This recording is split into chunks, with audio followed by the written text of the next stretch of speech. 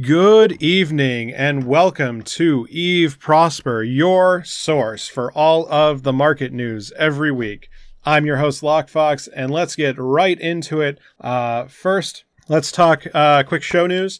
Thank you everyone who is tuning in live right now. We are streaming simultaneously to Twitch and YouTube at 0300 on Friday nights every week. You can catch the show live. If you want to follow us and you can't catch us live, that's fine. Just remember, it's Eve Prosper everywhere. That'll get you to Twitch, Twitter, YouTube, and our blog. If you want to support the show, do check out our Patreon at patreon.com/EveProsper. Every dollar that goes in there is a dollar that will help keep our servers running into perpetuity. So I know that, again, the show is ending in June. We will be closing the Prosper Patreon at the end of June. Any dollars that are in that jar go towards keeping the servers running, and I deeply, deeply appreciate all of the contributions there. So if you want to support us, if you want to buy us a beer, this is your best chance to do so. What did I just say? We are retiring. So, if this is your first time tuning in, I have some terrible news. Episode 100 will be our last one. We are looking to relaunch. I would like to relaunch content in a slightly different vein, less Eve, more data science. So if you want to follow along, you should check out our Discord down in the doobly-doo. I'm looking to launch some new content and sort of bring the same sort of down-to-earth, let's go through the numbers kind of analysis to more real-world topics is the hope we can get to. If you're sad that you're losing a Eve institution, if I may be so bold, don't you fret. There are plenty of market podcasts to check out, such as Christopher Mellen, our editor, who runs Minor Metrics on a daily cadence, and I don't know how he does it. And Rodin over at Eve NT TV is on every Tuesday night at 0100, I believe. And don't forget that, of course, the original, DeLone Wolf at Eve Talk is on every Saturday, but I don't know what time. So, just because I have left doesn't mean that I know there will be a hole in your hearts, but there doesn't need to be a hole in your wallets. The code will continue to be open source, so you can continue to run our stuff. I am working on getting our stuff up to a higher standard. And if that interests you, if you'd like to contribute, if you'd like to earn a Plex bounty, do join our Discord and we can talk shop.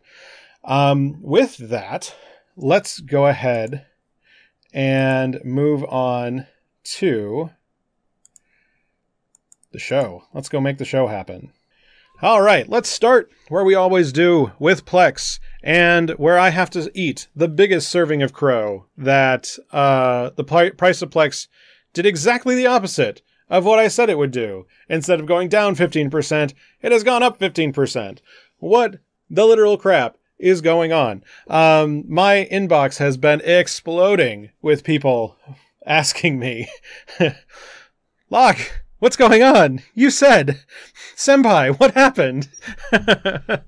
And, well, just like with injectors, I fucked up, guys. I fucked up. So, how did I fuck up? Let's go through the numbers real quick, and we'll discuss how and why I fucked up. So, the price of Plex right now, the mini Plex is at 2.8 million, on pace to hit 3.0. We're in a regime that I just can't predict, with the trends being this hot. We're basically off in no man's land. So it could keep going up. It could crash ridiculously, like this is off the map, there be dragons here kind of stuff. So I really can't give you a good forecast today. And that's not just me dodging a bullet. Like every technical indicator is completely broken right now. And if we zoom out to a year's worth of data, you can really see why that we don't see positive slopes like this. We don't see RSIs like this very often. We saw a similar one back in the middle of March, but this is hot. This is fast. It is really hard to predict. It's really hard to work with. It's interesting to say that It's interesting to see that the volumes seem to be slightly down since the split. Even though, thank you again, CCP Quant, for backfilling the data. It is a huge help in a lot of my tools. That we are down some 15-ish%, somewhere between 8 and 15%. And but the prices keep climbing. And if we zoom in, you can really see what I mean, how I got this wrong. So what happened? I was expecting that we would see a lot more volume hit the market, right? Like that was my hope, is that between relisted orders from during the split, so all of these orders that were open, I expected to continue. And then number two, I expected kind of a birthday money effect where 50% of the people who got Plex windfalls from Aurum were just going to go spend it.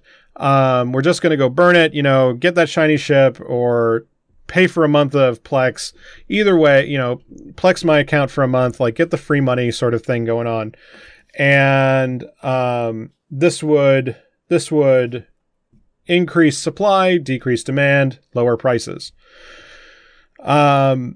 Instead, what we saw is that the order depth really collapsed. Like that's what's really going on here, is that we've lost 300 units out of the market that never came back, and we're running extremely thin.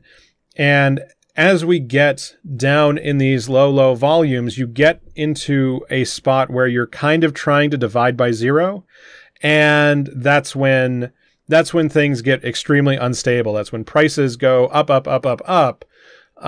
is because as we get to extremely short supplies, like the sky is the limit then, right? Like you're going to end up buying from ridiculous buy orders or buying from ridiculous sell orders, and you're going to end up with a spike in prices because there is literally nothing on the market, and you've basically divided, like I said, you divide it by zero, you get an infinitely high number kind of thing going on. I'm hoping that our supply chain grows a little bit. There's some other factors in here that are really screwing things up. One, the faucet rate coming out of rats is absolutely unacceptable right now. We're talking about north of 2 trillion ISK a day printed from rats, and the bulk of that is coming from places like Delve.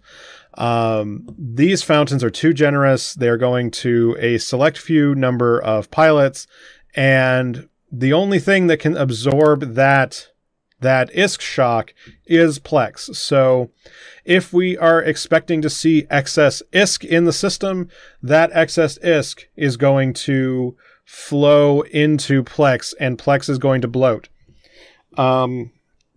My worry is that we get to 3 million ISK Plex, for instance. We get to 3.5 million ISK Plex, and I wonder if something is going to give, and it's unhealthy, because what ends up happening is that, not to be, a socialist kind of libtard, you end up with a small pool of people who actually have cash to go do whatever the Plex price is set at, right? Like they get to drive it, just like when we saw incursion runners setting the Plex price a couple years back, just like when we saw wormholers setting the Plex price last year even. Now we're seeing nullsec ratters set the price of Plex. And it means that people are going to rush into gold rushes, they're going to print a bunch of money, and then they're not going to do anything with it. And that's the part that really kills me, is that as we get to, and I said this in last week's After Hours, I was talking about if let's say we got to 2 billion a month Plex, right? Like 500 Plex costs you 2 billion. Well, I mean, turn that around, and that means that your Dreadnought costs like $8, right? $8 American. And I mean, that's like 2 Starbuckses, right? Like if you go into your fun budget, you know, if you're going to go to the bar this weekend and you're going to spend $45-50, and let's say you skipped a couple of beers, you could buy a couple of caps. Well, I mean, if it's fun money, well then why would I just station spin those caps? Why don't I go whelp them? Why don't I get me and a couple of buds to go, you know, buy a Plex, go cash it out, go buy the crap, and then go do a whelp fleet of really shiny shit? Like, I would hope that can happen, but, yeah. And it's unhealthy. I'm not happy about it. And we're going to be running out of time to fix it is the really hard part of this, is that, if you talk about development cycle at CCP, we only have maybe 4 or 6 weeks left in the current sprint to be putting anything out before vacation time. And then we should expect no new features until September.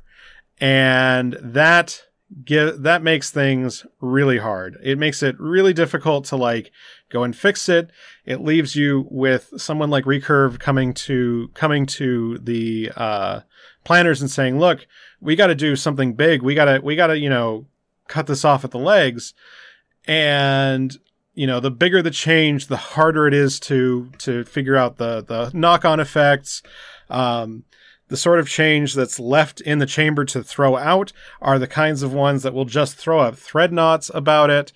And I don't expect anyone outside the economic team to really be able to sell it well. And I don't expect the CSM to request it either. So we're kind of in a spot of like, whoever has to say it ends up being the pariah.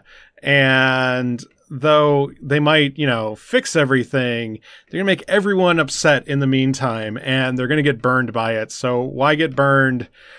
Like, why burn all that political capital? So I'm worried. I'm particularly worried. So let's keep on moving. Let's talk about skill injectors. Skill injectors, I unfortunately, my graph for fixing things, my graph for checking out the build price of injectors is broken at the moment. Working on fixing it. I'll try and have it fixed for next week. I've just been behind. But what we see is that injectors continue to rise, and this is actually more on the backs of extractors rising, because extractors are going to follow the price of Plex. As the extractors rise, they're going to eat into the zombie margin. This is a reaction to my margin is shrinking, my price better rise. And unfortunately, if my napkin math is correct, the zombie margin is actually getting pretty crummy. But again, I can't visualize it right here because, again, my graph is broken. I haven't had a chance to fix it. So skill injectors keep rising. They should, I would expect them to rise a little bit higher than they are now. I kind of have a target of 750 million for how hot Plex is right this second. But I can't back that up yet. So, tune in next time for when I have my shit in order. Next, market indexes. Remember those bugs I talked about? They're really screwing my shit up. So again, this is one I have to fix. I'm sorry about that. We're just not going to have any view into the RMT side of the house. So that's my bad. I don't know why skill trading is broken too, but the general trend I'm seeing outside of the RMT markets is a lowering. So we're seeing a reduction in general market. We were seeing a resurgence in mining, but that's turning around. And the total ship displacement is continuing to fall. And if we look at kills, we can see why that ship number is going down. Nobody's fighting each other. Again, this rant that I've gone on for 2 or 3 weeks now about how we're going to have an enemy war and not actually fight anybody. that's still what's going on here. We see a big reduction in value destroyed this week, dipping under the trillion ISK mark. With the rise in routing incomes and the fall in PvP activity, these are both bad signs together, because we're talking about more cash going into the system and less activity coming out for that work. And it puts money in coffers, it just ends up stacking to the ceilings, and it doesn't do any work. And if money isn't doing work, we don't really have an economy to talk about here on the show, right? Like, if ISK velocities get below, you know, a 0.06 mark, a 0.6 mark, like, there is just not enough heat in the market to really need the analysis I do here week after week. Things will stay relatively stable. No volatility, no reporting, right? And this slump in destruction, though, I wonder if part of that is my Plex reporting being bad. Might be. This slump here is really bad news and just does not make me very happy. So, don't know what to say about it. Don't know why nobody is fighting. I know that it's finals time, so that might be why we're seeing a drop in activity. We saw a similar one if we zoom all the way back to last year. We were coming off the end of World War B. But we have been staying relatively stable. I kind of expected things not to get this quiet, so I'm not sure what's going on here. Moving on to minerals.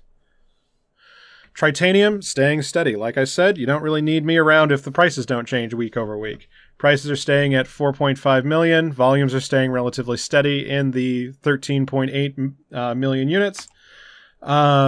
Supply chains are staying steady at 40 billion units. So there's a little bit of volatility here. I know that we're so zoomed in. This looks really bad, but like, we're bouncing from 425 to 475. That's really not...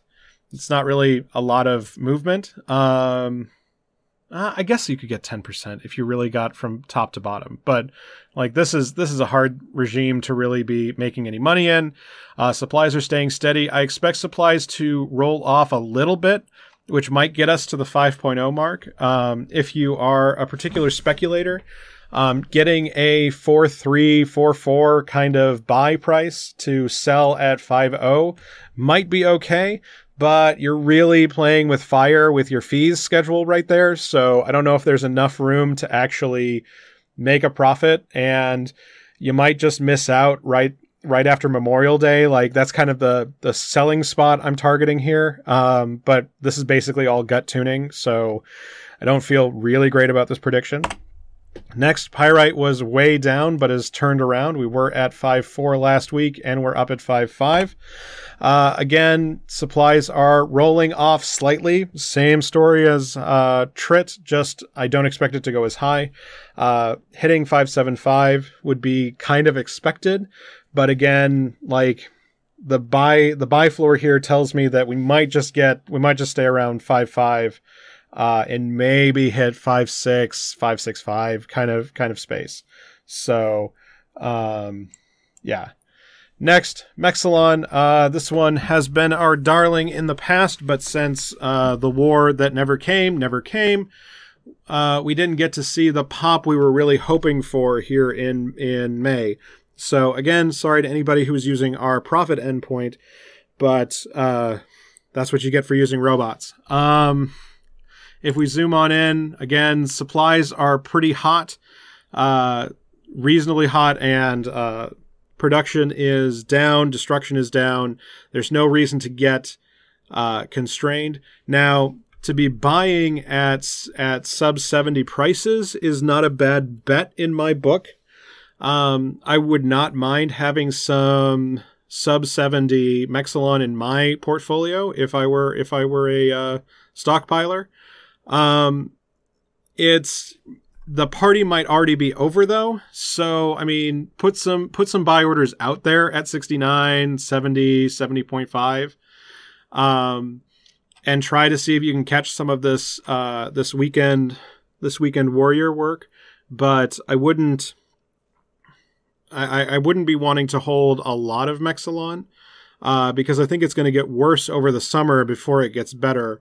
And there's only so far it can climb. So it's kind of like you're buying today to sell midsummer, hoping that a sub 70 price gets you a 75, 78 sell order in the short term. You're buying sub 70 to hold longer.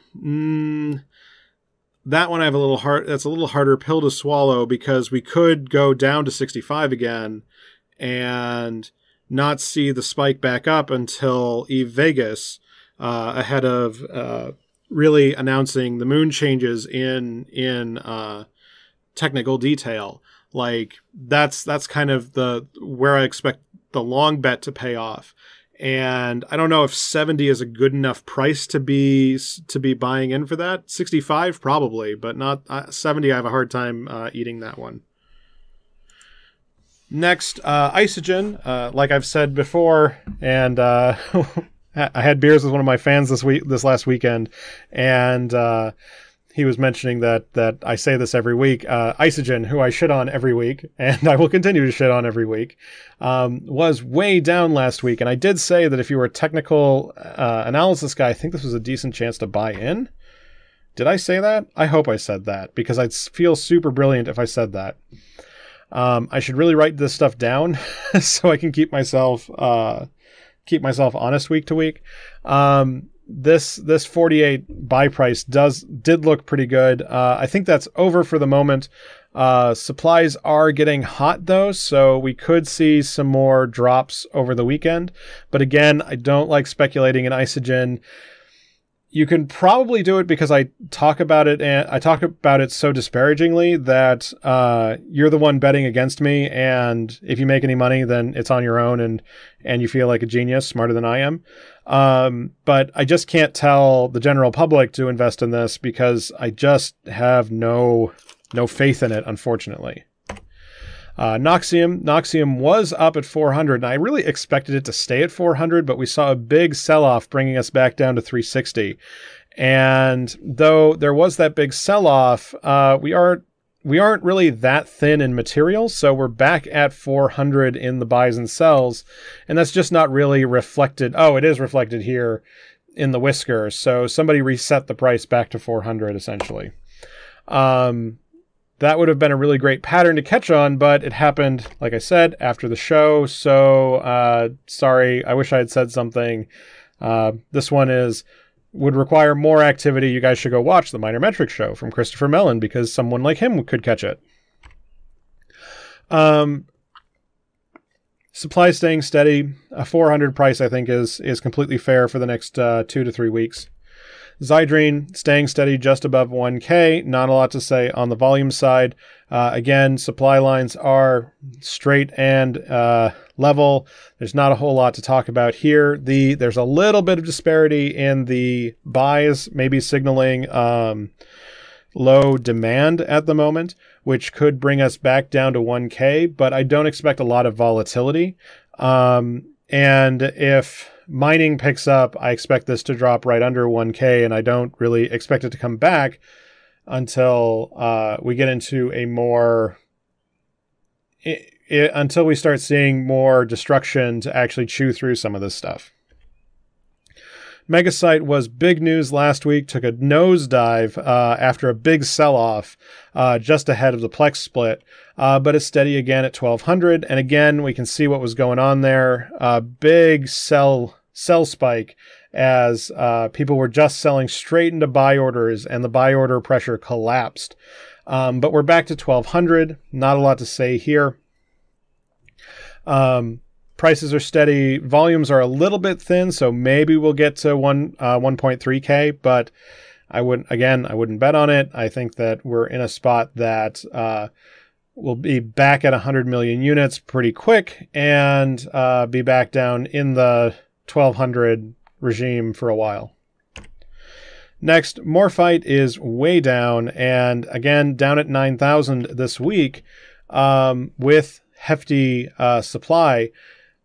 This is my long bet for for moon mining, if you want to seem like a super genius, I would not put a ton of money in this. I'd put a little bit over the rest of the summer, bit by bit.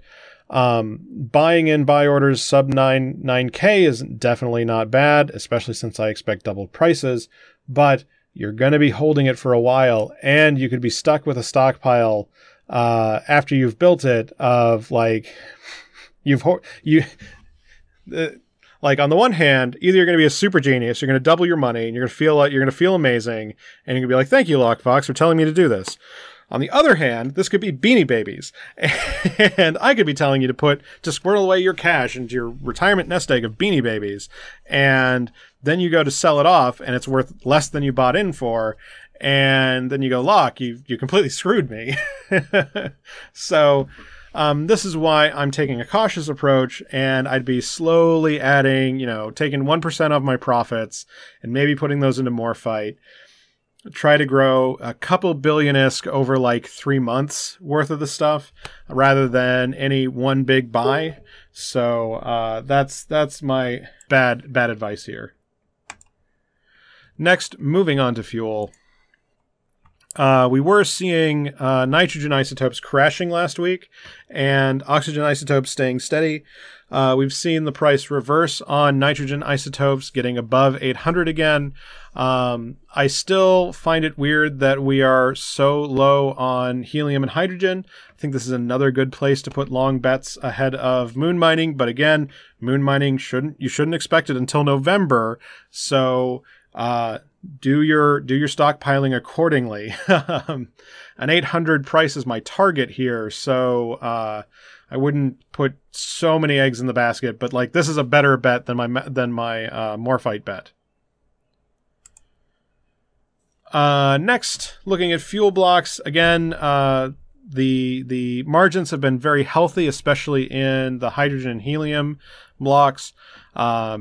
The prices on nitrogen and oxygen continue to be strong, so not a whole lot to say here. I'm glad to see, again, I did rail a couple months ago that, like, why would you produce for negative margin here?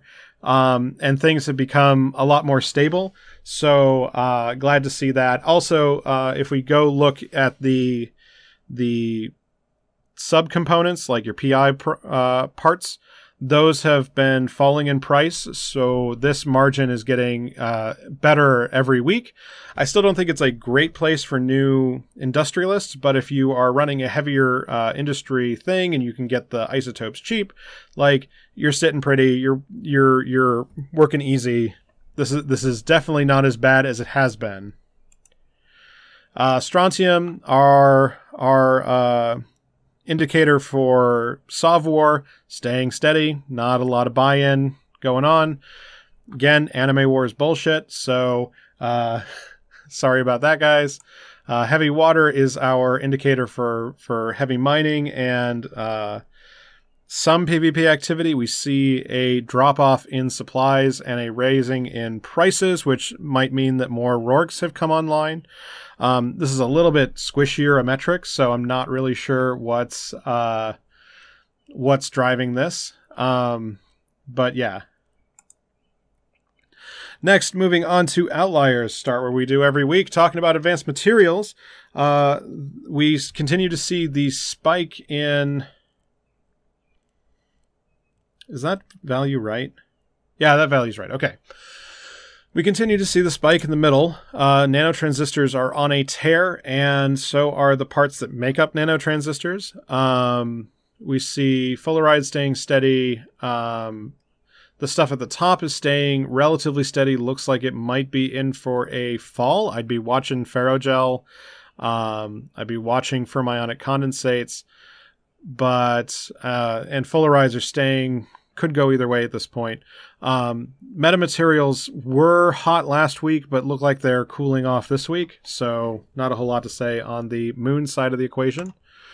PI4 staying steady, not a lot to report here. Prices are staying high. They're trending slightly downwards. I expect that the price of PI is going to continue to slump over the summer. It's going to be another one of those low and slow things, and as soon as we get tangible details on the mining platforms, I expect them to correct. So I'd be watching to buy these at the end of the summer, to be honest, something in a September, maybe end of August kind of thing. I think that it's a loser in the short term and the medium term, but could come back in the long term, essentially. Next, big news in the T3 cruiser markets is that Proteus and Tengus are way down. Supplies have been stacking up lately, and prices are falling because of it. It sure seems like a lot of the wormhole guys are overproducing at the moment and have been trying to hold back material, but like, you can only really cartel that stuff for so long until people start leaking, and I think that we're going to see prices fall in the short term, and it's hard to talk about these being at 100 million for T3s, but the price of the bill of materials is the bill of materials, so not a lot to say here. Next, talking about Caldari Navy hook bills now are on a tear. We're seeing supplies get a little bit choked and prices flying high. So if you got some of that Caldari loyalty points, now might be a decent chance to cash out. I know that the ships don't tend to be the best place to land your loyalty points, but they're easy and they sell fast. So if you need some quick cash, this is not a bad way to get it. On the other side of the coin, Stabber Fleet issues were hot last week, and a big sell-off here is dumping the price. It'd be a decent chance to be watching for a buy-in opportunity this weekend at about a 40 million mark. I don't know if you're going to make a ton of money in the short term, but it's a good chance to jump on the faction warfare wave, because these things tend to come in waves where it dips really low, and then everybody sits on their hands, and then it starts to climb, and you can go sell off in the climb, and then everybody comes in dog piles and it crashes again. Like, that's the way to play a lot of the faction warfare markets. Next, an interesting one this week, moon harvesting arrays. Though supply and demand is steady, prices are not. They were high last week, and they are in the dumps this week. So, interesting piece of news I almost missed last week is that it's going to be impossible to produce new industry arrays for POS. You just can't build them anymore. The blueprints won't work. And or the places you can produce them will basically tell you no. Actually, no. The blueprints require a unit of themselves to build or something. Like, it's an impossible build. And the good news is that the Thucker array, one of my favorite little modules, though it has been retired, a rig has been replaced in its place so that low-sec manufacturers get a boost, and it's a not insignificant one. So glad to see that back. I'd like to go look at the supply chain, but I just haven't had a chance to look at it because that new Thucker rig is extremely interesting to me just from an academic point of view. Next, moving on to a prediction review, we talk about stuff I talked about last week to see if I know what I'm talking about, and if it's about Plex, I don't know what I'm talking about. Zing me. Last week we talked about Black Ops ships being extremely hot, and now we see the Sin this week has gone down to the dumps, and then there was a big sell-off.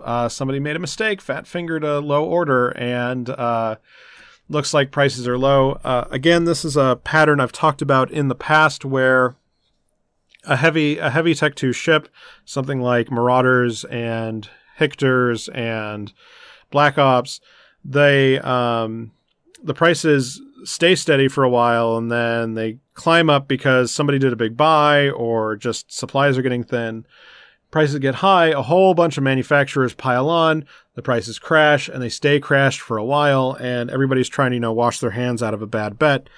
So this is a great opportunity for speculators to, buy a couple of these, hold on to them, and get out when the prices go up. It's a real pain for producers to be trying to produce these things because it's really easy to overproduce. You get the dollar signs in your eyes and you crash the market because it doesn't take much, seeing as only like 10 of them sell a day. If I build them and you build them and another guy builds them, well, we're likely to bring 30 of them to the market, and it's going to take, and there's already 30 units out there. Like, it's going to take a while for us all to get paid. Last but certainly not least, let's talk about the violence report and how disappointed I am that you guys aren't killing each other. Not a lot to say on the ship market. Values are staying about where we expect them. The mix is the same mix we've seen every week, though no Thanatos this week, so that's kind of interesting. And Rourke's continuing to make up a decent chunk of the value destroyed, just not the number destroyed. So glad to see that. I'm wondering when the drones will start showing up, but again, I might have a bug in my system that doesn't let them show up. Next, Popular Systems EHA was a big activity center this week, and I completely missed why. So again, bad on me. I should have looked that up. GE Tech 8 and is continuing to bring up the back of our nullsec group, and Nedamalia, Jita, and Tama are our sort of baseline. There's always activity in Nedamalia and Tama. And then regions, we see a lot going on in Black Rise as far as count. We're seeing a lot of destruction going on in Providence according to value. Otherwise, values are staying relatively steady. Not a lot of big whelps this week, except whatever happened in Providence, which isn't EHA. That might be GTech E. I don't know what that could have been. Anyway, so not a lot going on here. And still disappointing PvP numbers all around. So with that, I'm going to go ahead and end the show here. I've been your host, Lockefox. This has been the Eve Prosper Show. If you want to tune in live, you still can do so on Friday nights at 0300 on Twitch and YouTube. We're live for all of our American guys. That's Thursday night US time. Do get subscribed. I do like seeing numbers going up and to the right. All you got to remember is Eve Prosper. That'll get you to Twitch, Twitter, YouTube, and our blog. And if you want to support us directly, the very best way to do so is through our Patreon at patreon.com/EveProsper. All of the money going in there right now is going towards keeping the servers up and running for as long as possible so that we can continue to provide things like the Prosper, the Profit bot, and all of those great endpoints. And if you've been waiting for a chance to buy me a beer, this is an excellent chance to throw a couple bucks in the jar. If you can't support us directly, completely understand. I know it, again, is finals week. So please keep the beer for yourself if you're doing finals. Do get subscribed. Do check out our other friends in the market podcast realm, though, as well. So Christopher Mellen at Minor Metrics, Rodin at EVNT TV, and, of course, the one, the only, the original, DeLone Wolf at Eve Talk. Tell all your friends about your favorite market podcast. Get everybody making the greatest spreadsheets, and enjoy the graph porn all around. I will be back next week. We still have a couple of episodes left before this show comes to an end. And don't forget to get joined into our Discord. If you want to talk to me, that's the very best route to get in touch with me. I do love talking to you guys on DM. I do like talking shop about how the tools work. And that is the absolute very best place to get in touch with me. So with that, I've been your host, Lockefox. This has been the Eve Prosper Show. I am signing off. You guys go make a ton of money.